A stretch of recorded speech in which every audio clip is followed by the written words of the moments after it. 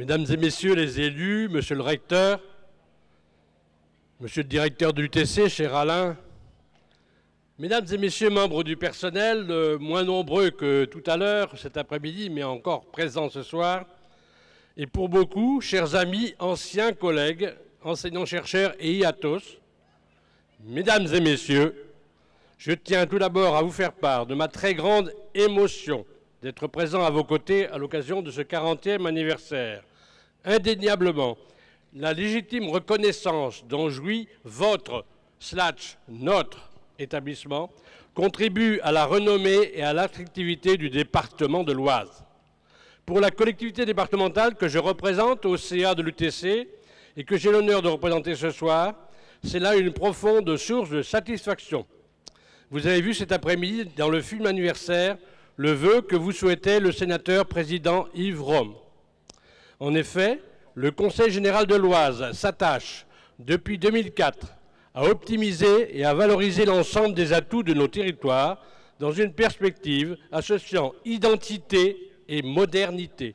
Ainsi, en soutenant l'enseignement supérieur au-delà de ses compétences obligatoires, en déployant le très haut débit partout, en faisant le choix de l'innovation pour répondre aux préoccupations des Isariens, habitants de l'Oise, dans les différents champs d'action pour lesquels elle est compétente, notre collectivité pense faire son devoir, en travaillant au développement économique, à l'emploi et à l'avenir de nos territoires.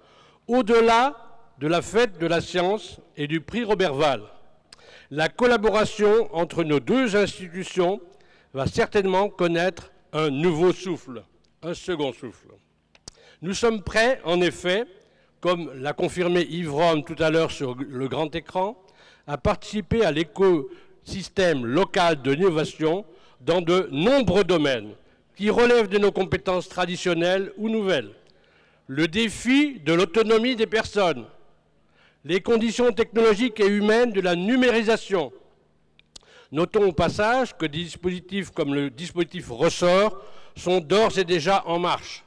J'en profite pour dire quelque chose. Je remercie Bertrand Brassens, conseiller général, responsable des finances du département, qui était là avec moi, qui m'a d'ailleurs laissé la totalité de son temps de parole, pour vous dire que notre aide, notre soutien, notre collaboration ne se traduira pas uniquement par des problèmes financiers, mais par une nouvelle manière de travailler ensemble. Parmi ces thèmes qui recouvrent les centres d'intérêt de plusieurs équipes de l'UTC, il en est un qui me tient personnellement beaucoup à cœur, la bataille pour la mobilité courante, entre guillemets, thème phare du syndicat mixte des transports collectifs de l'Oise que je préside, en proposant ce défi au plan local et maintenant national. Eh bien, j'ai quelque part, c'est une confidence, l'impression de revivre l'aventure de l'UTC. La collaboration sur ce sujet entre l'UTC, le SMTCO et l'ARC a d'ailleurs déjà commencé. Il s'agit donc, et ce sera ma conclusion, de toute autre chose que la demande classique de subvention. Vive donc notre future collaboration. Et pour conclure finalement la séquence émotion, je tiens à féliciter toutes celles et ceux qui ont contribué à l'organisation de cette journée d'anniversaire qui m'a, oui, ému, plus que de raison. À travers les films et diverses animations proposées, l'UTC a témoigné une fois de plus de son dynamisme et de son esprit d'inventivité.